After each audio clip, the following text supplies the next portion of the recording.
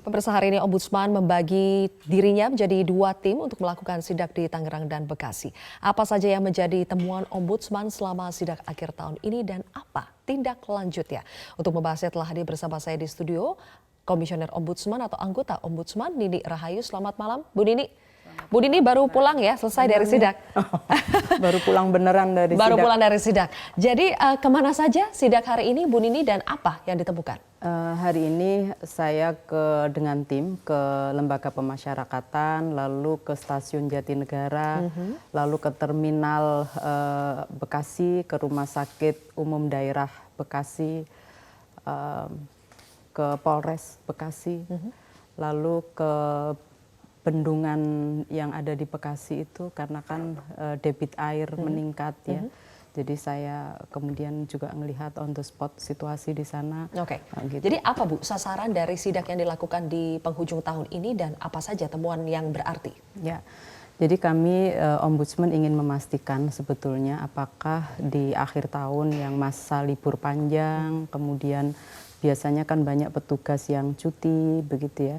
Apakah layanan-layanan publik ini tetap terselenggara dengan baik gitu. Jadi kami ingin memastikan profesionalitas kerja di tempat-tempat layanan publik ini tetap terselenggara dan masyarakat pengguna layanan bisa terfasilitasi dengan baik gitu. Nah, temuan yang menarik itu terutama di terminal ya, yang kemarin saya sidak di Terminal Baranang Siang Kota Bogor, dan hari ini saya juga sidak di Terminal Bekasi.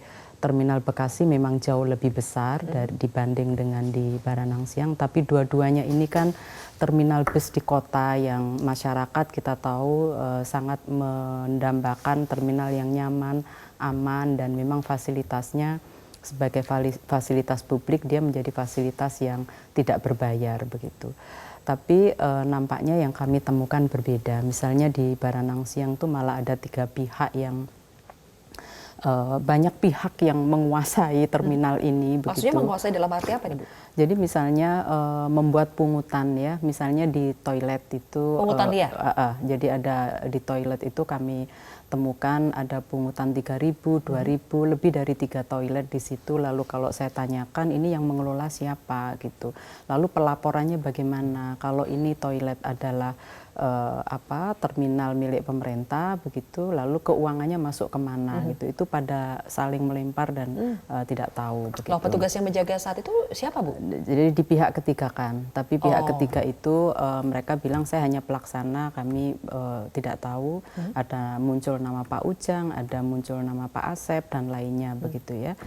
Dan dari pihak terminal yang mendampingi saya tanya ini sudah berlangsung lama kan Pak? Oh iya Bu, betul. Terus uangnya kemana? Saya tidak tahu. Nah itu kebetulan kepala terminalnya kami tidak bertemu. Di luar itu angkot misalnya, angkot itu kalau ada timer Mbak sekali masuk itu 5.000. Yang menerima siapa ini? Beda lagi dengan yang toilet tadi, jadi bukan penjaga dari terminal. Itu yang memungut 5.000 siapa, Bu? Ya itu oknum tuh yang saya bilang banyak sekali yang berkuasa di situ. Mengakunya dari mana? Ya yang mengatur di situ gitu, dan waktu saya tanya ini siapa yang menerima, oh orangnya nggak ada, lagi nggak ada gitu. Saya kan tidak. Mereka mengatasnamakan diri mereka itu siapa? Dia mengatakan ya masyarakat yang menguasai di situ begitu. Orang situ gitu, Ya, orang sini. Terus lagi kios Mbak, ini yang lebih parah. Kios tuh dipungut lumayan besar sih. Jadi ada uang harian itu untuk listrik ada yang 12.500, keamanan 5.000, kebersihan 5.000 begitu. Nanti bulanannya ada lagi sampai 200.000 lah. Saya tanya ini yang menerima siapa? Pak siapa gitu, namanya menyebut nama lain lagi gitu. Bahkan di terminal itu ada yang menjadi hunian tempat tinggal begitu. Kios tuh bisa 12.500, beragam lah begitu ya. Jadi maksud saya terminal ini kan sebetulnya fasilitas umum layanan publik masyarakat yang ingin menggunakan sarana bis ya, apakah itu ruang tunggu dan lain sebagainya, sehingga keinginan saya untuk melihat sebetulnya kesiapan akhir tahun orang yang akan melakukan perjalanan armadanya cukup atau tidak, konsentrasi saya jadi melihat lebih jauh soal Ternyata malah menemukan pungutan berbagai pungutan liar, dan itu sebetulnya tidak jelas dilakukan oleh siapa. Dan tapi Bu, apakah praktik itu diketahui oleh pengelola terminal yang diketahui resmi? karena diketahui karena kemarin saya tanya, Bapak tahu kan ini sudah berlangsung lama? Iya. Lalu kenapa ini masih tetap berlangsung seperti ini? Saya tidak tahu. Nah, terkait kewenangan itu lalu kemudian apakah itu berarti diduga terjadi pembiaran, Bu? Betul.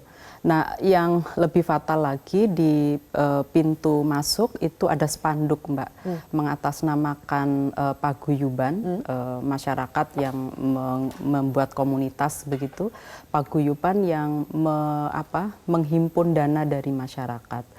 Lalu saya sempat bertemu, bahkan ini beberapa orang mengaku ketua paguyuban dan lain sebagainya, karena paguyuban ini ternyata beranggotakan 1.000 lebih. Dan itu mengatakan bahwa kami memang memungut sumbangan dari masyarakat, dan balihonya ada di pampang yang saya kira penguasa terminal tahulah.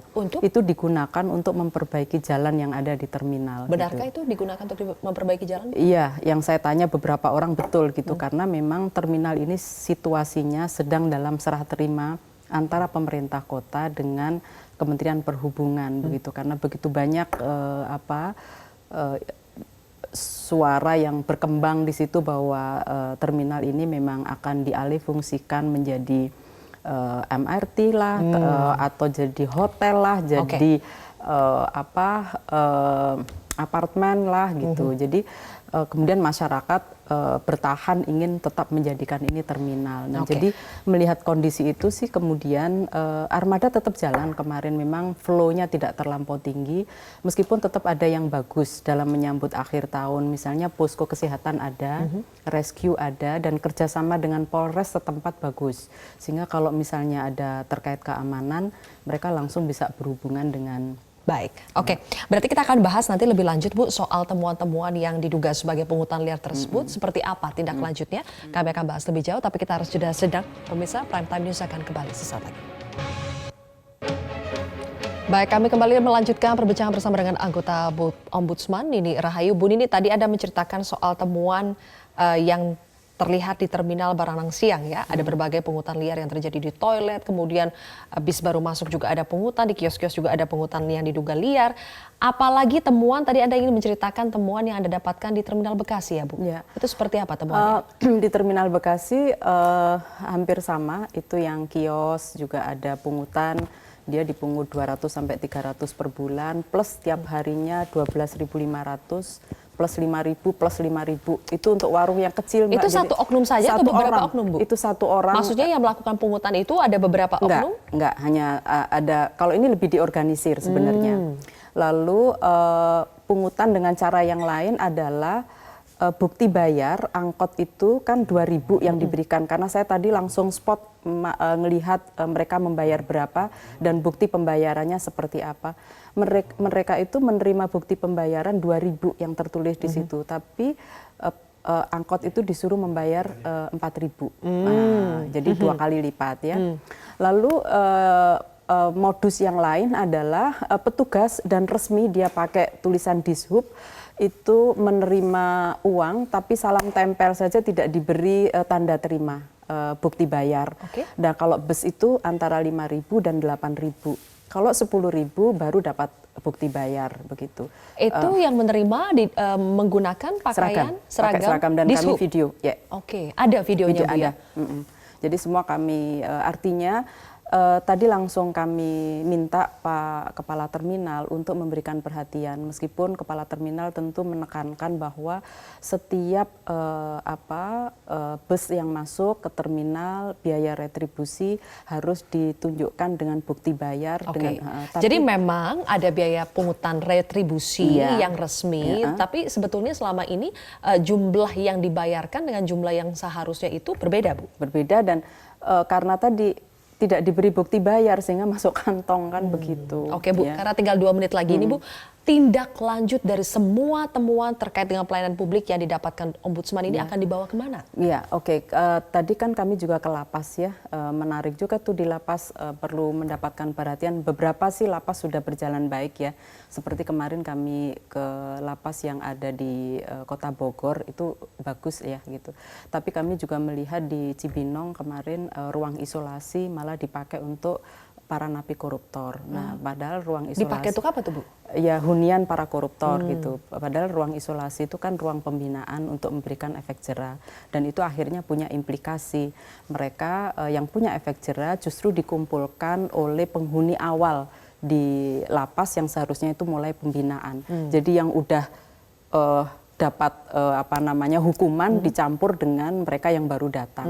Lalu tadi di Cipinang juga begitu, ada lapas yang itu ruang isolasi yang kemudian digunakan juga untuk yang saya lihat tadi ada napi-napi kakap lah gitu ya. Masih banyak temuan-temuan yang seharusnya tidak terjadi. Apa yang harus dilakukan, Bu? Maka dari semua temuan ini kami nanti akan mengumpulkan awal Januari. Kami akan mengundang para pihak yang terkait, yang bertanggung jawab terkait institusi penyelenggara layanan publik ini, Kemenhub, Wali Kota, Kementerian Dalam Negeri, dan lain sebagainya. Kami ingin mengkonfirmasi kebenaran dari temuan-temuan kami. Hasilnya kemudian tentu dalam bentuk saran, perbaikan begitu terhadap beberapa hal yang kami temukan, baik itu terkait sarana prasarana, sumber daya manusianya, dan mungkin standar operasional prosedurnya yang harus diperbaiki. Yang tidak kalah penting adalah evaluasi di internal masing-masing institusi dan penegakan hukum ya. Yang termasuk memang, kalau ada pembiaran yang dilakukan oleh para kepala institusi itu harusnya ditindak ya, Bu? Betul gitu, dan di Bekasi tadi disampaikan menunggu perwali untuk mensyahkan ya pungutan-pungutan ini supaya bisa dikelola sesuai dengan yang benar begitu, sehingga uang yang diterima itu harusnya masuk PNPB. Nah, itu menunggu perwali. Nah, ini perlu koordinasi dengan wali kota untuk termasuk ketua DPR untuk mempercepat ini agar penggunaan uang yang liar-liar tadi bisa ditertibkan. Iya, kami tunggu, Bu, nanti hasil rekomendasinya seperti apa. Mudah-mudahan ini dengan sidak-sidak yang dilakukan oleh Ombudsman, meskipun belum ada rekomendasi yang dikeluarkan, tapi setidaknya menimbulkan sedikit, Bu, ya, efek kejut supaya itu tidak berlangsung lebih lama lah lagi. Bagi kita semua masih ada masalah. Kan di stasiun kereta api sekarang sudah tidak berbayar MCK-nya. Saya tadi sidak juga di Jatinegara, bersih dan tidak bayar. Seperti itu ya, Bu. Mudah-mudahan bisa diikuti yang lain. Fasilitas umum. Baik, terima kasih Bu Nini, anggota Ombudsman telah bergabung bersama kami. Dapat bersama Prime Time, masih akan kembali lagi.